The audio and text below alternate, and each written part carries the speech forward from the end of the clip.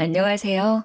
저는 결혼 앞두고 허술한 속임에 넘어갈 뻔했다가 파혼을 한 예비 신부입니다. 저는 이번에 결혼이란 문턱 가까이까지 가서 인생이란 걸 좀 더 깊게 배웠어요. 사람이 돈에 대해 악랄하고 추잡해지면 어디까지 밑바닥을 보일 수 있는지를 알게 되었거든요. 살면서 이런 건 드라마나 기사에서만 일어나는 남일이라고 생각했는데 제가 사랑했던 남자가 최악의 인간 중 하나였다는 사실을 직면했을 때 인생에 대한 회의감이 크게 들었습니다. 모든 사람들이 이럴 거라 믿는 건 아니지만 사람을 판단하는 잣대가 높아지는 바람에 앞으로 제가 좋은 사람마저 경계하다가 놓쳐버리게 될까 좀 걱정이긴 합니다.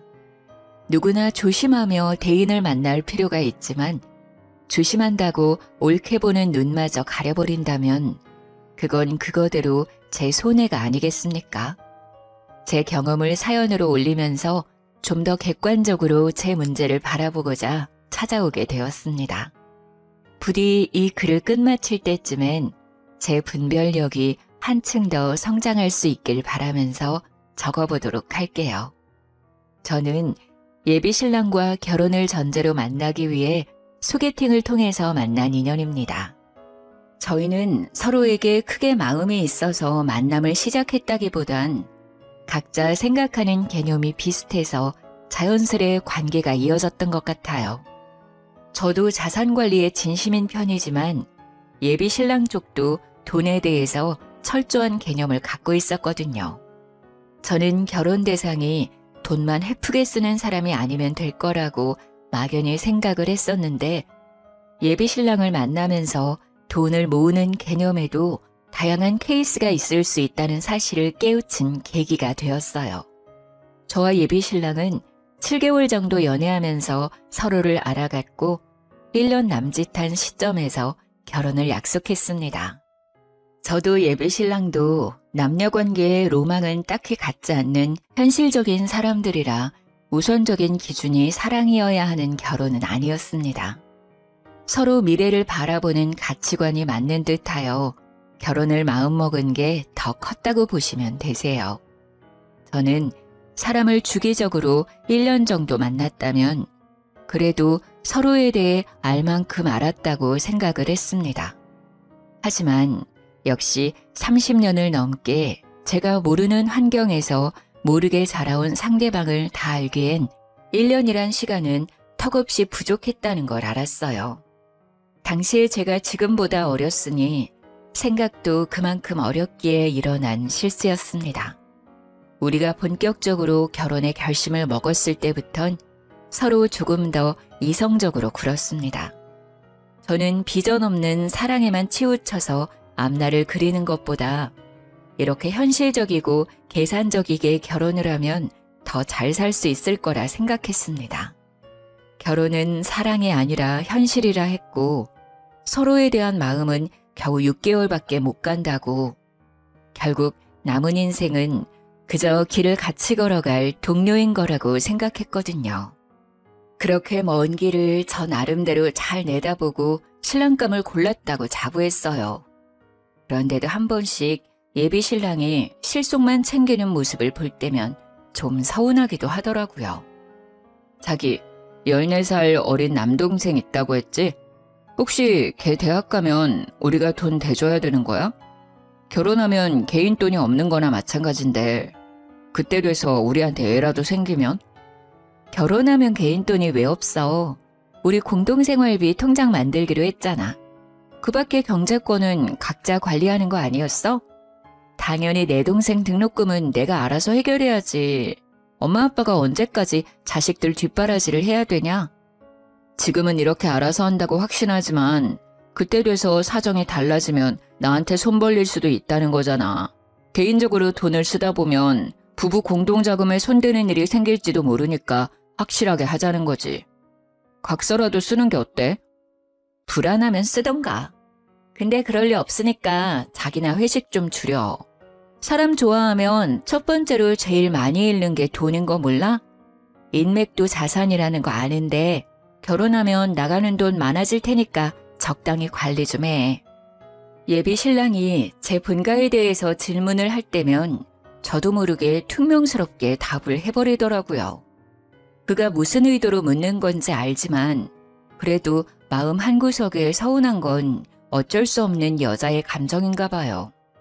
실속 챙기는 거 좋고 저도 경제관념이 철저한 사람이 믿음직스러운데 다른 사람도 아니고 제 가족에게 돈 쓰는 것도 아까워하니 이 남자가 저를 여자로는 전혀 안 보는 것 같다는 생각이 들었어요. 물론 예비신랑 태도가 이해 안 되는 건 아니었습니다. 예비신랑은 외동이라서 형제 쪽으로 돈이 들어가거나 빌려줄 일이 없는 상황이긴 한데 그래서 우리 집에만 돈이 들어가면 더 자기 손해라고 생각하는 것 같더라고요. 저는 말 그대로 14살이나 어린 남동생이 있어요. 그런데 부모님이 그때까지 남동생에게 경제적 지원을 하기에는 건강에 무리가 갈지 모르잖아요. 해서 제가 부모님을 도와서 생활비를 보태고 있는 상황이었거든요. 그렇다고 제 수입이랑 여건에는 차질이 생길 정도가 아니었기 때문에 저는 괜찮았단 말이죠. 그렇게 집에다가 생활비를 대주더라도 저는 따로 모은 돈이 4억 5천 정도 있었어요. 나가는 돈만 있던 게 아니라 제 나름 목돈을 만들 정도의 수익은 벌고 있었다는 뜻입니다. 그런데 제가 예비신랑에게 서운함을 느낄 수밖에 없었던 건 저희가 결혼 전제로 만나는 거라서 각자 수익은 투명하게 공개를 했었거든요.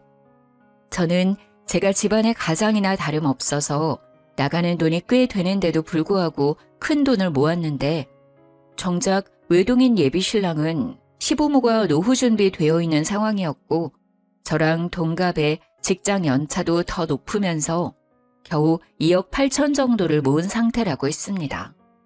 모은 것 자체는 당연히 대단하다, 칭찬을 해줘야 할 부분인 거 알아요. 요즘처럼 물가 높은 마당에 주식이나 투자도 안 하고서 2억 넘게 모으기가 어디 쉽나요? 근데 이렇게 저는 예비신랑 여건을 이해해 주려 노력하는데 예비신랑은 유독 제 가족에게 나가는 돈을 벌써부터 우리 부부 돈이라 생각하면서 아까워하니까 저도 서운하다는 겁니다. 물론 예비신랑이 자기 입으로 직접 내 돈 나가는 게 아깝다고 말을 한 건 아니지만 그런 느낌이 어디 말로만 표출해야 눈에 보이는 건 아니잖아요. 제가 하는 고민은 예비신랑한테서 약간 내가 하면 괜찮고 남이 하면 안 되는 내로남불의 태도가 보인다는 게 불편했다는 거예요. 저는 나가는 돈이 많아도 정말 알뜰하게 관리하는 편이었는데 예비신랑은 수익이 좋은 사람이라 할지라도 그만큼 모이는 돈이 적었어요. 예비신랑이란 사람은 정말 다 좋은데 사람 만나는 걸 좀 즐기는 편이거든요. 예비신랑이 제 가족에게 돈 들어가는 걸 한마디씩 시비 걸 때면 저도 예비신랑의 인맥에 대해서 한 번씩 태클을 걸어줬어요. 근데 그것도 한두 번이지 제 성격상 남일에 크게 간섭하지 않아서 인맥까지는 자기 역량에 맞게 알아서 하라고 내버려두는 편이 더 많았습니다. 제가 목돈에 연연하는 건 아니에요. 돈을 모은다는 것이 쌓이는 결과도 중요하겠지만 저는 개인적으로 돈을 모으는 상대방의 마인드를 책임감과 연관지어서 보거든요. 저랑 예비신랑 둘 다 비전 있는 회사를 다니고 있는 중이었기 때문에 돈이야 착실하게 모으면 금방 쌓이는 것이니 액수가 큰 문제라고 보지 않았어요. 정말 다 좋은데 사람 만나는 곳에선 돈을 아끼지 않는 예비신랑의 마인드가 우리 관계에 대해선 책임감이 없는 것 같아서 그게 좀 신경 쓰였던 겁니다. 결혼 전제로 만나는 거니 어떻게 보면 남들보다 우리 가족이 예비신랑한테 더 중요하고 신경 써야 되는 인맥 아닌가요? 정작 예비 처가한테는 말만 가족이라고 하지 가족이라는 이유만으로 쉽게 돈을 바랄 수 있으니 더 확실하게 선을 만들어야 한다고 했는데 그 발언이 한 번씩 저를 화나게 했어요. 처가댁은 노후 대비 어떻게 할 거야? 두 분 다 집에서 쉬고 계신다면서. 나중에 뭐 우리한테 손 벌리거나 얹혀 살겠다는 둥 그런 건 아니겠지? 뭐? 말을 해도 꼭 그렇게 서운하게 해야 돼? 내가 죽지 않는 이상 생활비를 계속 보내줄 거라서 우리한테 손 벌릴 일은 없는데 자기 말하는 게 좀 그렇다. 우리 엄마 아빠가 어려우면 내 도움 좀 받을 수 있는 거 아니야? 내가 어머님 아버님 형편 어려워졌다는데 내 할 바 아니라고 하면 괜찮겠니? 아니 그런 뜻이 아니잖아. 아무래도 우리 집은 나 빼면 엄마 아빠 이렇게 둘뿐인데 자기 집은 자기 빼고 세 식구잖아. 게다가 자기 동생은 아직도 학교 다니고 있고 당연히 장인 장모님이 노후 준비가 안 되어 있으면 가세가 기울어질 가능성이 우리 집보단 크잖아. 이 정도는 가족으로서 걱정할 수 있는 거야. 제가 굳이 말할 필요가 없어서 제 부모님 형편에 대해 얘기는 안 했는데 저희 쪽은 부모님이 번화가에 건물 하나를 사들여서 병원 시설에 임대를 해주고 있기 때문에 따로 세를 받고 있는 상황이었습니다. 제가 부모님께 생활비로 챙겨드리는 건 자식으로서 부모님에게 해드리고 싶은 효심이었고 도리라고 생각해서 용돈으로 보내는 거였어요. 예비신랑한테 별말 안 했던 건 집에 빚이 있지 않은 이상 부모님 형편은 굳이 말할 필요 없다고 생각했기 때문이죠. 그리고 말해봤자 제가 부모님의 도움을 받고 결혼할 것도 아니라서 부모님의 재력은 제 결혼과 연관이 없다고 판단했었어요. 그런데 예비신랑이 계속 저희 부모님이 백수라서 하도 불안해하는 것 같으니 언젠가는 밝혀질 거 그냥 우리 부모님 건물주라고 상황 설명을 해줬습니다. 그러니까 엄마 아빠가 우리한테 손 벌릴 일은 없어. 사실 내 동생도 부모님이 등록금 대줄 수 있는데 내가 학교 다닐 때는 형편이 어려워서 부모님이 고생 많이 하셨거든. 그래서 동생 등록금만큼은 내가 해결해 주려고 하는 거야. 건물주? 와, 그렇게 중요한 사실을 왜 말 안 했어? 자기 진짜 대단한 집 딸이었구나? 어떻게 그런 대단한 집에 살면서 티를 안 낼 수가 있지? 나 같으면 건물주 부모님 뒀다고 자랑 엄청 했을 것 같은데. 자기야, 이런 건 겸손이 아니야. 자랑할 건 자랑하면서 결혼 상대가 나를 깔보지 못하게 코를 납작하게 만들어야 된다고. 그날 예비신랑이 활짝 웃는 걸 처음 봤다고 해도 과언이 아니었죠. 예비신랑은 그날 하루 종일 저희 부모님 얘기를 하면서 제가 자라온 과정을 궁금해했어요. 저녁 먹으면서 묻는 대로 다 답을 해줬더니 자기가 부잣집 사위라도 된 것 마냥 들떠서는 장인어른 장모님 하면서 보고 싶다고 난리를 치더군요. 그 때문에 저희 관계는 더 돈독해졌습니다. 돈독해질 수밖에 없도록 예비신랑이 제게 많이 노력했어요. 근데 정작 예비신랑이 그렇게 자랑했던 예비 시부모 노후 준비는 제가 아는 내막과는 좀 차이가 있었더라고요. 원래 예비신랑은 예비 시부모가 노후 준비 다 된 상태라서 둘이 알아서 잘 먹고 잘 살 거라고 했거든요. 그런데 예비 시부모는 둘 다 공무원이었던 사람들이라서 당시 퇴직을 하고 소량의 연금을 받고 있다고 했어요. 요즘은 연금이 얼마 안 돼서 그것만으로는 여가 생활을 즐기거나 여행을 즐길 수 있는 여건은 안 되잖아요. 그래서 예비신랑이 한 번씩 기념일만 되면 용돈을 준다고 했습니다. 약간의 용돈만 있으면 굳이 우리한테는 손 벌리지 않을 거라고 뒤늦게 저한테 고백하더라고요.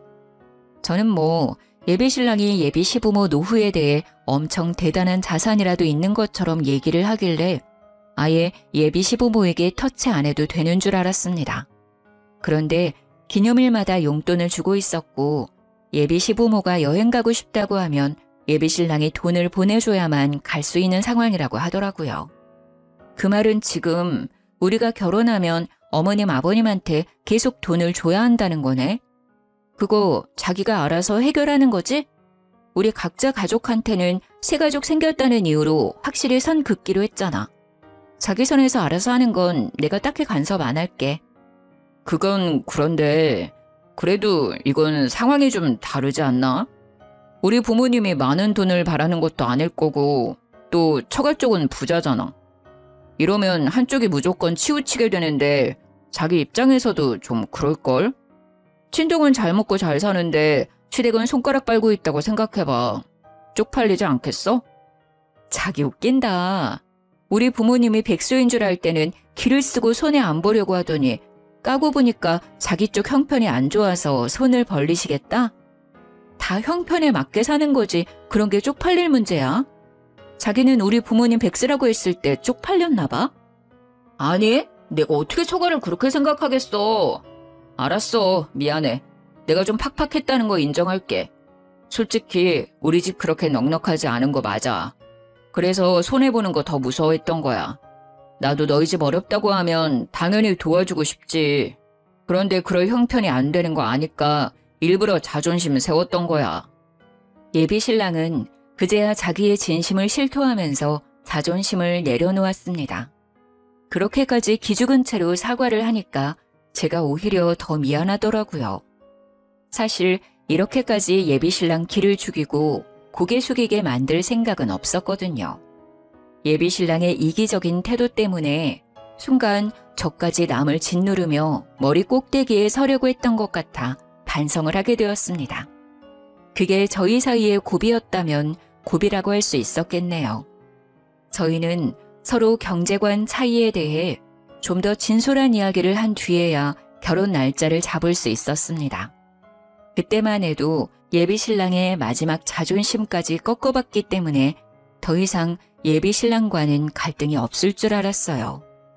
예비 신랑이 돈 문제로 저한테 꼬리를 내렸으니 계산적인 행동을 심하게 하지 않을 거고 저희 가족에게 제 개인적인 돈이 들어가더라도 더는 아까워하지 않겠구나 확신을 했죠.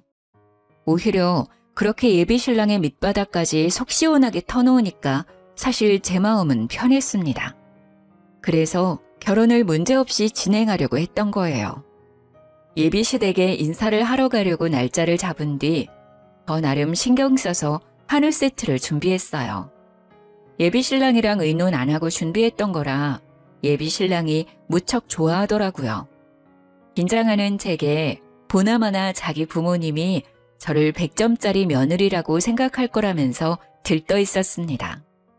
그게 예비 신랑이 제게 주는 위안이라고 생각했는데 예비 시부모는 진짜로 저를 보자마자 안아주면서 보고 싶었다고 살갑게 대해주셨어요.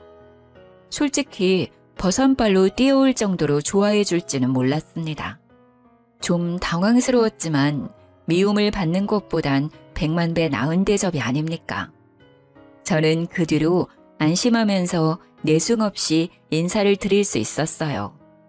이런저런 대화를 편하게 나누다 보니까 예비 신랑이 생각보다 저에 대해 많은 걸 얘기해 놨더라고요. 예비 신랑이 미리 언질을 했다길래 저는 그저 제 성격이나 됨됨이, 직업이랑 나이 정도만 말해놨을 거라고 생각을 했어요. 그런데 제 경제력까지 아주 세세하게 알려놨더라고요.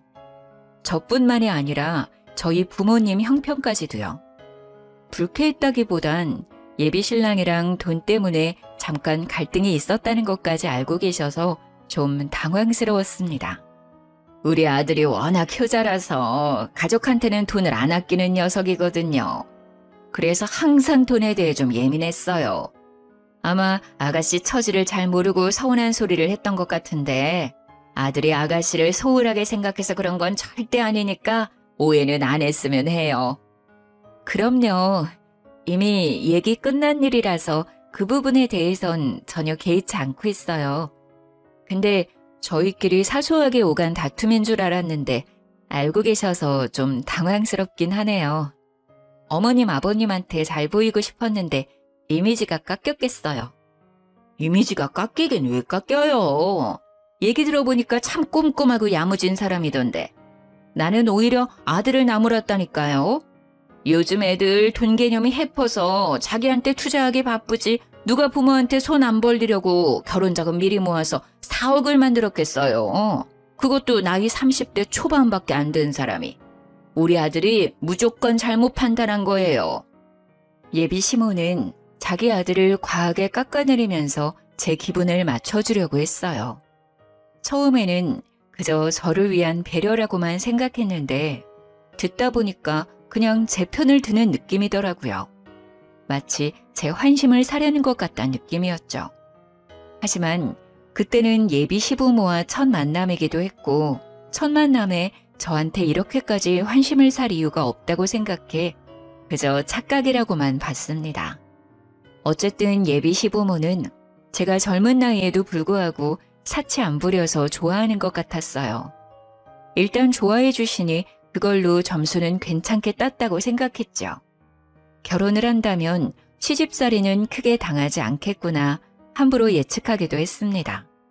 그래서 저도 그 뒤로 예비시댁을 찾을 때면 예비 시부모에게 일찍부터 며느리 노릇을 잘했어요.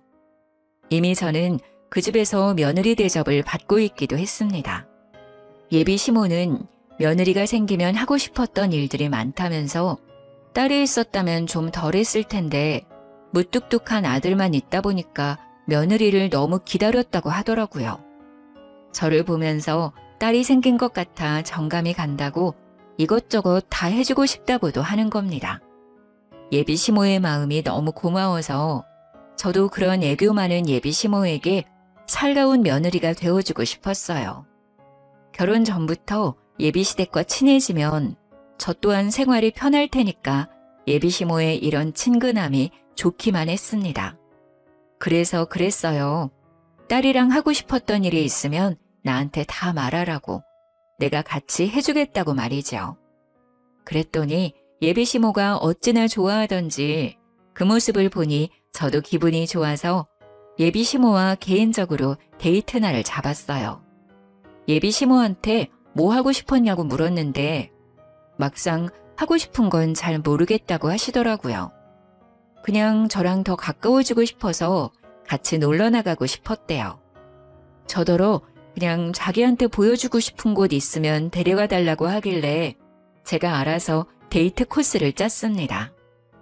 원래는 주말마다 예비신랑과 꼭 만남을 가졌는데 한날은 일부러 예비신랑과의 약속을 취소하고 예비시모와 단둘이 맛있는 걸 먹으러 간 적이 있었어요. 그렇게 저는 예비신랑 만날 때보다 더 신경 써서 그날 하루를 준비했습니다. 그렇게 기분 좋은 마음으로 예비시모를 만나서 대형 카페에 디저트를 먹으러 갔는데요. 희한하게 예비시모가 내내 딴 생각을 하고 있는 것 같은 거예요. 저와의 대화에 집중하지 못하고 계속 주위를 둘러보거나 높은 건물들만 쳐다보길래 혹시 재미가 없냐고 슬쩍 물어봤습니다. 그 순간 저는 좀 당황스러운 말을 들었어요. 누구랑 같이 노는 건데 재미없을 리가 있겠니? 그냥 바깥 나들이 안 한 지 오래됐다 보니까 높은 건물이 많이 생긴 게 신기해서 자꾸 쳐다보게 되네. 어쩜 건물들이 이렇게 다 화려하다니? 이런 것들도 다 주인이 있겠지? 건물주들은 돈 못 벌어도 참 배부르겠다, 야. 알고 보니 예비 시모는 지나다니면서도 저랑 식사를 하거나 커피 한 잔을 하면서도 내내 건물만 보고 있었던 거였어요. 그 의도가 뭔지 처음엔 몰랐습니다. 그런데 예비 시모가 그 다음 말을 뒤잇는 순간 제가 생각해오던 예비 시모란 사람과 그 실체는 다를 수도 있겠다는 걸 처음으로 느꼈어요. 소영아, 사돈 쪽도 건물주라고 했지? 병원 시설에 임대 주고 있다면서 바깥 사돈 건물도 여기에 이런 것들처럼 큼직큼직하니? 달에 돈이 어느 정도 들어오는 거야? 사돈 어른들은 좋은 곳에서 두 발 뻗고 자겠구나. 너무 부럽다. 아, 저도 자세한 건 굳이 여쭤보지 않아서 잘 몰라요. 그래도 건물 있는 거랑 사는 건 별개 문제인 것 같더라고요. 저희 부모님 그냥 평범하게 살고 계세요. 연식 60년 된 아파트에서 살고 있는걸요. 물론 압구정에서 값비싼 아파트이고 80평에 살고 있긴 합니다. 하지만 그 부분은 굳이 말씀드리고 싶지가 않았어요. 저희 집 건물 얘기를 하면서 눈을 반짝거리는 예비 시모가 좀 낯설게 느껴졌거든요. 아이고, 어디 사는 게 뭐가 중요하니? 사돈이 그렇게 알뜰하니까 너도 그 장점을 쏙 빼닮았나 보구나. 사돈이 자식 하나도 너무 잘 키우셨어. 어떻게 노후 대비까지 그렇게 탄탄하게 해놨대?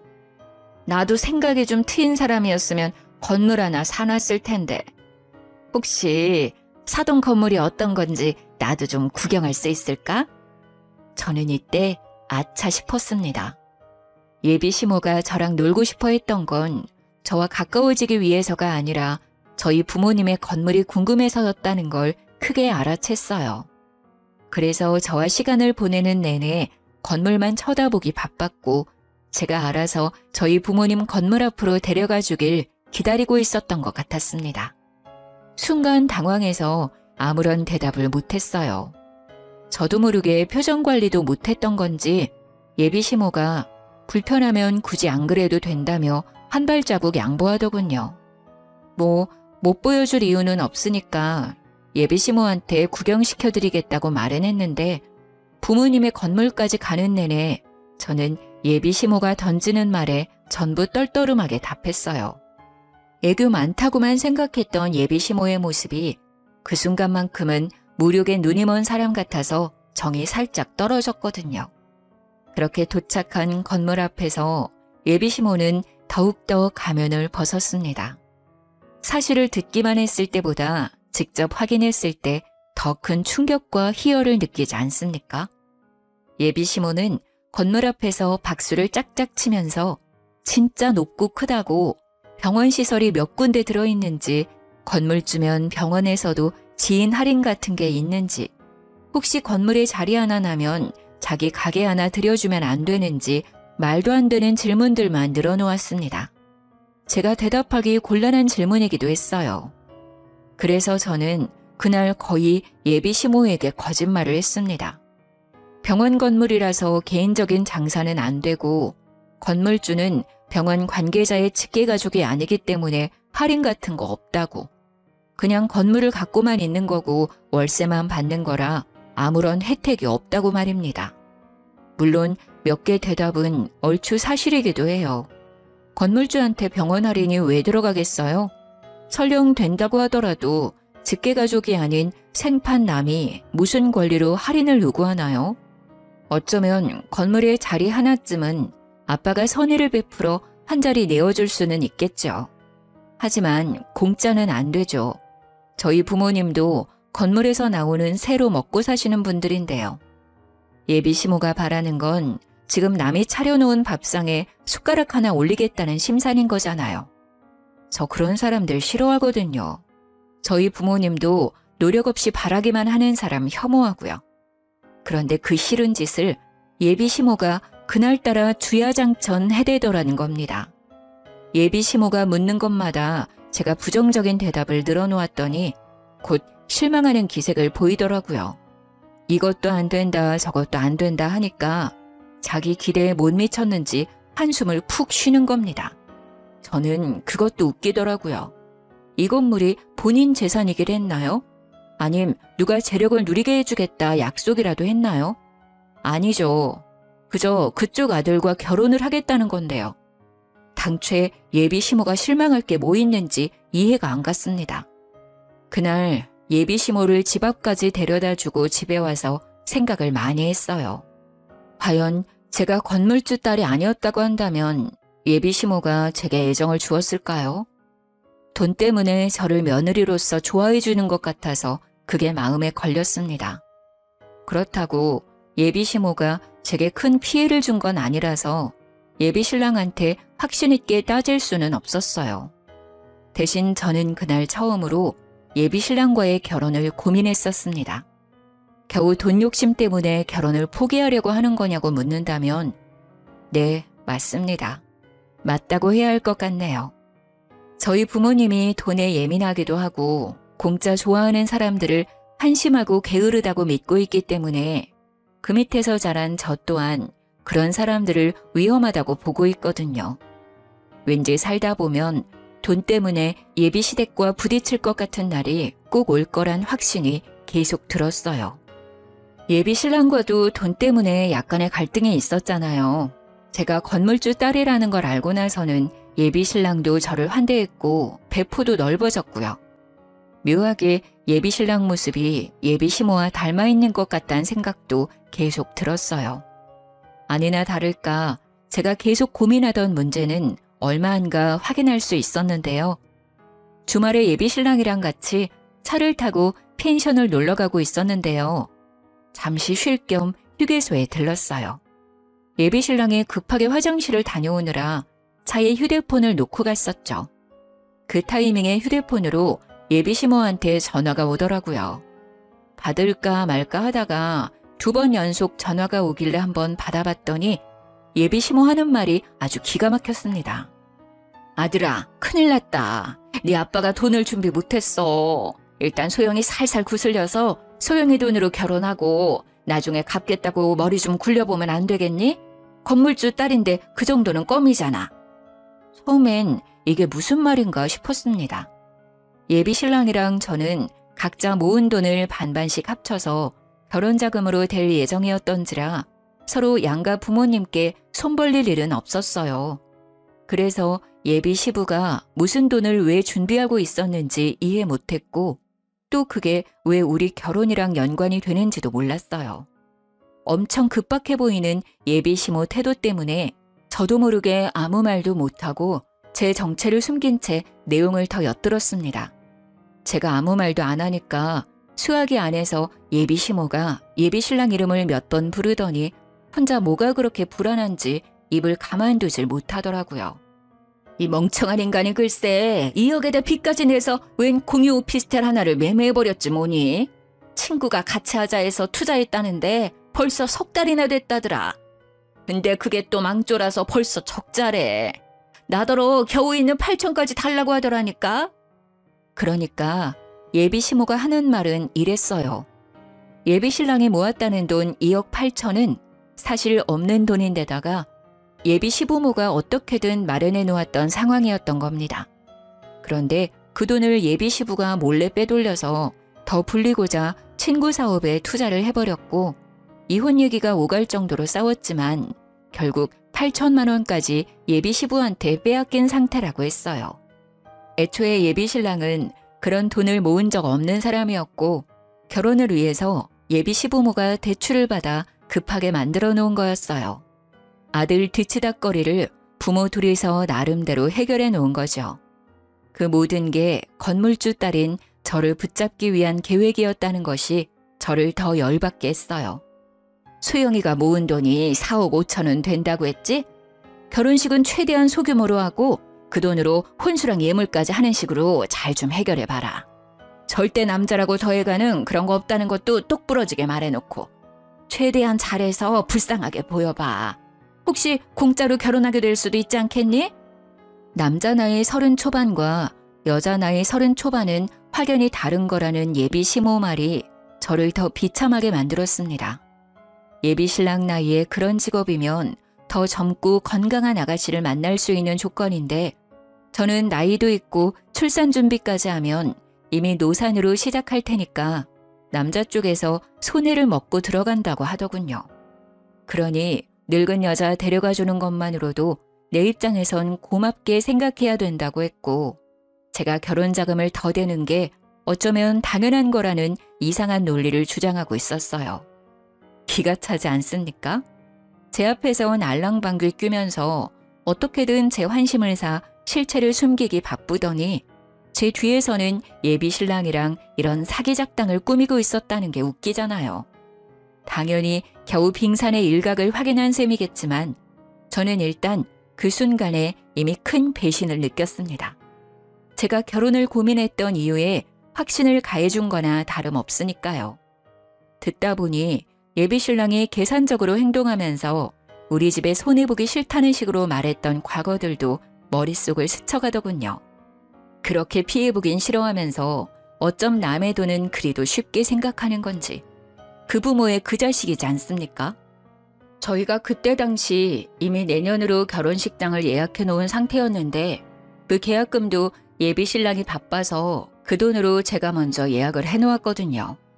저는 당연히 예비 신랑 바쁘다니까 그런 줄로만 알았죠. 그 식장 예약마저도 예비 시모가 시켜서 일부러 제 돈만 쓰게 했다는 걸 알았습니다. 아들아, 왜 말이 없어? 답답해 죽겠네. 지금은 우리가 급한 상황이니까 소영이 돈밖엔 답이 없다고 알아들었어? 일단 결혼하는 게 중요하단 말이야. 걔가 우리 집 사람으로 들어오면 돈은 안 갚아도 돼. 식구끼리 무슨 돈을 빌리고 갔겠니? 그 부분은 엄마가 알아서 할 테니까 소영이 도망 못 가게 단단히 잡아라. 네, 어머님. 잘 새겨들었습니다. 하마터면 제가 사기 결혼 당할 뻔했는데 손해보기 전에 싹을 자를 수 있어서 다행이네요. 어머님께서 오두방정 떨면서 해주신 경고는 거지 새끼한테 잘 전해놓을게요. 그동안 제 시간 빼앗긴 건 좀 억울하지만 저 놓쳐주셔서 감사드려요. 수아기야는 아주 잠잠했습니다. 자기 때문에 계획이 잘못됐다는 걸 알았는지 식겁했나 보더라고요. 그러거나 말거나 저는 전화를 끊어버렸어요. 예비신랑 폰이 잠겨 있어서 녹음 파일을 전송하지 못한 게 아쉬웠는데 그 문제는 그리 어렵지 않게 해결이 되었습니다. 화장실에서 돌아온 예비신랑에게 휴대폰을 건네주면서 좀 열어달라고 했더니 예비신랑이 껄껄 웃으면서 자기는 몰래 바람 피우는 사람 아니라고 스스로 아주 깨끗한 남자라며 흔쾌히 열어주더라고요. 그래서 저는 제게 통화 녹음을 쉽게 보낼 수 있었어요. 전송이 완료된 후로는 폰을 돌려주고 겉옷을 챙겼습니다. 돈이 없으면 없다고 솔직하게 말하지 그랬어. 내가 자기 가족 먹여 살릴 물주인지 몰랐네. 그동안 부모랑 머리 맞대고 우리 집 등골 빼먹을 작당하고 있었던 거야? 어머님 입에 모터 달린 줄 알았잖아. 지금 건물주 딸 놓치게 생겨서 난리가 났던데 얼른 통화해보지 그래? 무슨 소리야? 엄마한테 전화 왔었어? 뭐야, 내 전화 받은 거야? 왜 남의 전화를 함부로 받아? 엄마가 뭐라던데? 아니야, 엄마가 뭐라고 했든 그거 다 엄마 망상이야. 어머님이 내 돈 떼먹고 안 갚을 궁리하고 있던데? 망상도 어쩜 그런 빈대 같은 망상을 한다니? 돈 때문에 아들이 젊은 나이에 나처럼 늙은 여자 만나서 억울하신 것 같더라. 근데 생각을 해봐. 내가 더 엿같지 않겠어? 경제력 좋은 남자랑 결혼할 수 있었는데 너 같은 거지 새끼 만나서 내 돈 다 털릴 뻔했잖아. 얼른 엄마랑 통화하라니까? 우리 지금 파혼하는 거야. 저는 그대로 예비신랑 차에서 내렸습니다. 그리곤 결혼식장 예약한 것이 생각나 문을 닫기 전에 정산을 해줬어요. 들고 있던 아메리카노 뚜껑을 열고는 그대로 예비신랑 차 시트에다 커피를 쏟아줬습니다. 너 때문에 날리게 된 식장 위약금 있잖아. 이걸로 퉁치자. 앞으로는 돈 착실하게 모아서 어린 여자 만나. 멍청한 여자를 꼬셔야 될 거야. 그래야 순순히 돈 내주지 않겠어? 그대로 문을 닫아버렸더니 예비신랑 혼자서 안절부절 난리가 났더군요. 저를 당장 붙잡긴 해야겠는데 차를 두고 갈 순 없고 차 시트는 망가져서 화가 나는데 나와 파혼해버렸으니 무작정 화를 낼 수는 없고 혼자 많이 복잡해 보이길래 그냥 작별 인사하고 저는 친정 부모님께 연락해 휴게소로 데리러 와달라고 부탁했어요. 예비신랑이 이 와중에 자기 차가 먼저라고 생각을 한 것도 대단했습니다. 급하게 핸들을 꺾어 휴게소를 나가버리더라고요. 그날 뒤로 연락이 왔었는데 그 전화를 받지 않고는 대신 녹음 파일을 보내줬어요. 예비신랑한테 네 엄마가 한 소리 직접 들어보라는 말과 함께요. 그러니 쪽팔린 줄은 알았는지 연락이 없더라고요. 그래서 저는 우리가 합의하에 파혼을 했다고 생각했습니다. 결혼식장 예약했던 거랑 결혼 인사드렸던 거 말고는 뭐 특별하게 준비했던 것이 없어서 아쉬울 것도 없더라고요. 예비신랑을 잇는 데는 긴 시간이 걸리지 않았어요. 그런데 제가 좀 끈질긴 거머리 집안을 만났었나 봐요. 요가를 배우면서 마음의 안정을 찾은 지 한두 달이 지났을 때였습니다. 한날 요가 학원을 가던 중 부모님한테서 연락이 왔는데 웬 아줌마가 부모님 건물에서 난동을 부리고 있다는 연락이었어요. 그러면서 자꾸 나를 부르며 찾는다길래 서둘러 쫓아갔더니 세상에나 그 아줌마가 우리 부모님 앞에서 무릎 꿇고 있는 거 아니겠어요? 다 내 탓이니까 제발 우리 아들만 좀 데려가줘요. 절대 속이려고 그랬던 게 아니에요. 건물주 딸이라니까 나도 모르게 욕심이 나서. 우리 애는 내가 시키는 대로만 했을 뿐이에요. 잘못 없으니까 제발 내 아들 좀 받아주세요, 사돈. 나도 사정을 다 들은 사람입니다. 그쪽에서 자기 아드님 아깝다고 우리 딸 돈 빼먹을 생각하지 않았어요? 그런데도 뻔뻔하게 받아달라 무릎을 꿇어요. 우리가 손해보는 장사인 게 눈에 보이는데 누가 아끼는 자식을 그런 집에 보낸답니까? 이미 우리 딸이 그쪽 아들 버린 걸로 알고 있어요. 남의 직장 와서 행패 부리지 말고 당장 돌아가세요. 큰소리치고 있는 부모님께 급하게 다가갔더니 그 여자가 저를 받고 그때부턴 저를 붙잡으며 생떼를 부렸습니다. 듣자 하니 예비 시부가 투자했던 친구 사업이 그 짧은 기간에 폭삭 망했더라고요. 적자만 생기고 수익은 세 발의 피도 안 된 수준이래요. 친구 사업은 결국 부도를 맞았고 친구 혼자 빚더미에서 도망치는 바람에 예비 시부가 그 빚을 떠안게 되었대요. 그래서 사채에 손 벌리기 전에 우리를 찾아온 듯 했습니다. 너희들 결혼하면 내가 차차 갚을게. 돈만 먼저 좀 빌려주면 안 되겠니? 지난번에 했던 통화는 신경 쓸 거 없다. 내가 나이 먹고 헛소리 짓거린 거야. 내가 너처럼 귀한 딸내미를 어떻게 등쳐먹겠어. 네 돈 떼먹을 생각 없었다. 다 갚을 테니까 제발 돈 좀 빌려주라. 아니, 결혼만 좀 해줘. 지금 이게 될 거라고 생각하세요? 더 추한 꼴 당하기 전에 그만하세요. 딱 봐도 문제 있는 집에 누가 희생정신으로 시집을 가겠어요. 요즘은 어린데 건물주 딸인 아가씨들도 많아요. 딴 건물 전전하면서 멍청한 아가씨들 한번 찾아보든가요. 저는 똑똑해서 더는 그 집에 기회 주고 싶은 생각 없거든요. 하필 성형외과가 많았던 우리 건물 주위에는 유독 젊은 사람들이 많았습니다. 그 사람들이 휴대폰으로 예비 시모를 찍고 있었는데 예비 시모는 그걸 뒤늦게 깨달았는지 순식간에 얼굴이 벌개지더라고요. 그럼에도 불구하고 돈이 정말 급하긴 했는지 계속 물고 늘어졌습니다. 아드님 직장 좋으시잖아요. 대출 몇 개 땡겨 받으세요. 결혼시켜서 차차 갚을 생각 마시고 은행이랑 부지런히 얘기를 해봐요. 혹시 알아요? 은행원 아가씨 중에서 건물주 딸이 있을지? 이러고 있을 시간 없어요. 부지런히 발품 팔아야 거지 아들 장가보낼 텐데요. 그만하고 가지 않으면 경찰 불러서 영업 방해죄로 신고할 거라고 했더니 아줌마는 아예 퍼질러 앉으면서 자기 팔자를 한탄하기 시작했습니다. 얼굴 팔리든지 말든지 포기를 해버렸나 봐요. 저는 할 수 없이 예비 신랑한테 문자를 넣었고 사진을 찍어서 당장 데려가라고 했어요. 1시간 내로 안 오면 경찰에 끌려나가는 수모를 겪게 할 거라고 했습니다. 그랬더니 예비 신랑이 불같이 달려와서 자기 엄마 끌고 사라졌어요. 그게 예비 신랑과의 마지막이었습니다. 그 뒤로는 우연이라도 마주친 적이 없어요. 부모님은 그 사람들 얘기만 나오면 저더러 참 냄새 오래가는 똥 밟았다고 고개를 내젓습니다. 그러고는 결혼 안 해도 상관없으니까 저런 똥은 다신 묻혀오지 말라고 혀를 끌끌 차기도 했어요. 부모님 말씀이 맞아요. 그들은 제게 겨우 똥처럼 더러운 존재였을 뿐입니다. 사랑이란 감정이 조금 부족하더라도 실리가 맞으면 부부가 되어 잘 살 수 있을 거라고 생각했는데 이번 기회를 통해서 제 판단이 오만했다는 걸 깨달았어요.